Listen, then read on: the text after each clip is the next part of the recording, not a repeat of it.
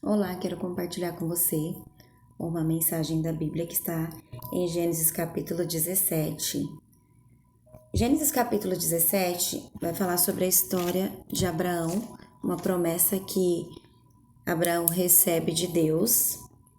Abraão já tinha 99 anos de idade. No capítulo 17, versículo 1, vai dizer que Deus apareceu para Abraão. Ele tinha 99 anos de idade.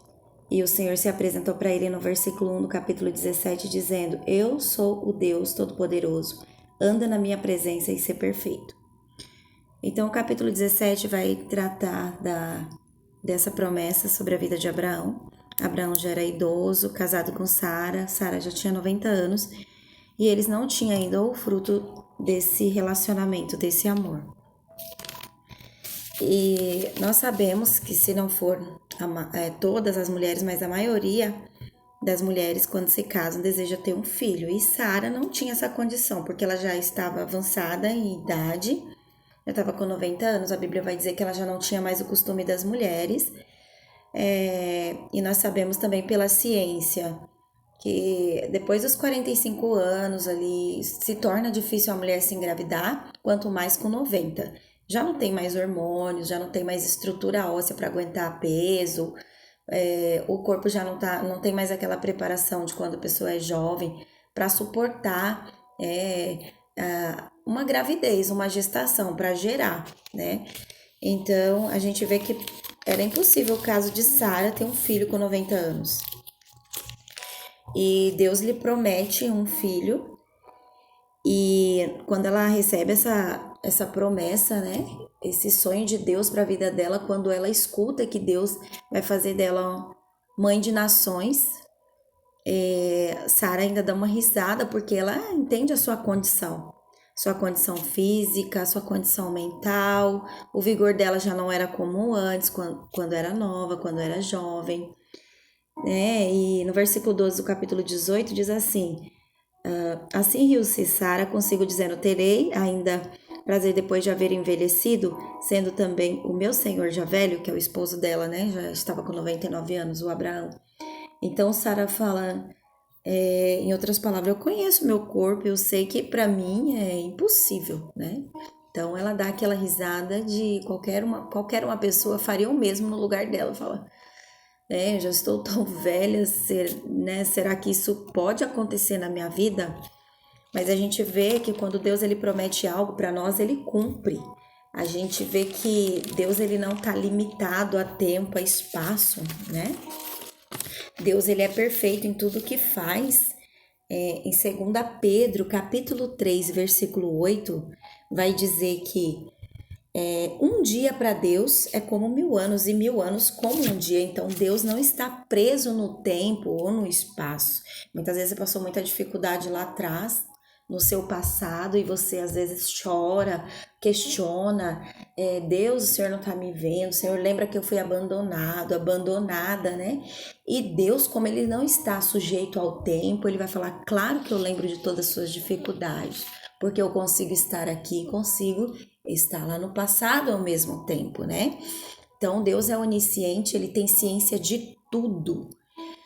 Ele é onipotente, ele tem poder sobre todas as coisas, ele é onipresente, ele pode estar presente em todos os lugares, e Deus é atemporal, ou seja, não está sujeito ao tempo. Então eu não sei o que você precisa, eu não sei há quanto tempo você está esperando o seu milagre, mas se você acreditar, se você andar na presença do Senhor, entregar o seu caminho para Ele, a sua vida para Ele, você vai ver os sonhos de Deus realizando na sua vida. A Bíblia nos ensina que os sonhos de Deus são maiores do que o nosso. Então, muitas vezes nós sonhamos com coisas tão pequenas e lutamos para tentar realizar e não conseguimos realizar. Mas quando nós sonhamos os sonhos de Deus para a nossa vida, falamos, Senhor, não seja feita a minha vontade, Senhor, não seja feita a minha vontade, mas seja feita a sua vontade, assim na terra como no céu. Aí você então começa a viver os sonhos de Deus para a sua vida.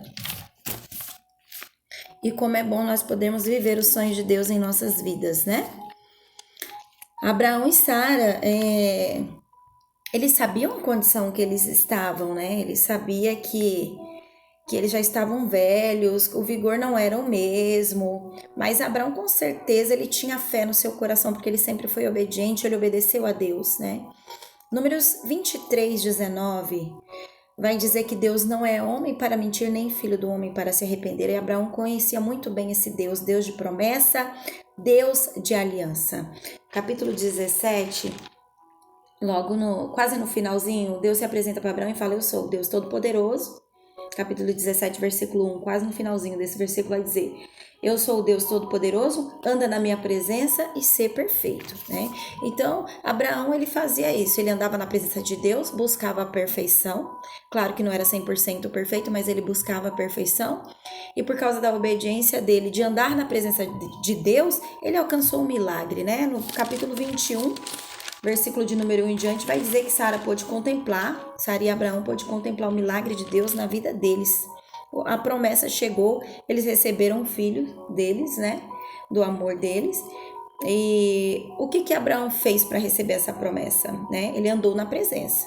E você tem andado na presença, tem buscado a presença, você tem lido a palavra de Deus, você tem ido para a igreja, frequentado a igreja, né? Você tem abrindo seu coração, falando: Senhor, eu quero viver uma nova vida contigo. Tem agradecido a Deus pela sua família, pelo dia, né, de hoje, pelo amanhecer, pelo anoitecer, pela alimentação. Você tem andado na presença de Deus, tem buscado fazer o que é reto. Se você tem feito isso, com certeza a promessa vai chegar. Mas se você não tem feito isso, eu convido você a procurar viver uma vida reta diante de Deus, ir para os caminhos do Senhor. Você não vai ser perfeito, porque perfeito é só Jesus, mas você indo para a presença do Senhor, o milagre vai acontecer na sua vida. Hebreus capítulo 10, versículo 23, vai dizer: apeguemo-nos com firmeza à esperança que professamos, pois aquele que prometeu é fiel para cumprir. Então, se você recebeu uma promessa de que Deus vai cumprir algo na tua vida, que Deus vai fazer algo na sua vida, é só você acreditar que vai acontecer um milagre. Josué capítulo 21, versículo 45 vai dizer que de todas as boas promessas do Senhor, a nação de Israel, nenhuma delas falhou, todas se cumpriram. Então, que você possa ter essa promessa no teu coração, que Deus hoje venha trazer novos sonhos para você, que você venha se apegar com firmeza na fé em Jesus Cristo para você obter a sua promessa na sua vida.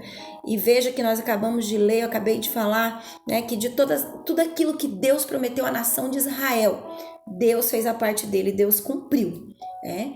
Então nós também aprendemos que devemos fazer a nossa parte, porque Abraão fez a parte dele para obter a vitória, e eles alcançaram a vitória. Era impossível Sara engravidar? Sim, era impossível, mas Deus prometeu que daria, e Deus cumpriu. E o que eles fizeram para receber a promessa? Eles andaram na presença de Deus, ou seja, fizeram o que era reto. Salmo 128 vai dizer: bem-aventurado aquele que teme o Senhor e anda nos seus caminhos. Comerás do trabalho das suas mãos, feliz será e tudo te irá bem. Então você quer que as coisas andem na sua vida, você quer que as coisas aconteçam na tua vida, anda na presença, se encha da presença de Deus, em nome de Jesus. Guarda essa palavra no teu coração, que Deus possa te abençoar tua casa, tua família, com saúde, com paz, com prosperidade. Ande na presença de Deus, ande na presença. Deus vos abençoe.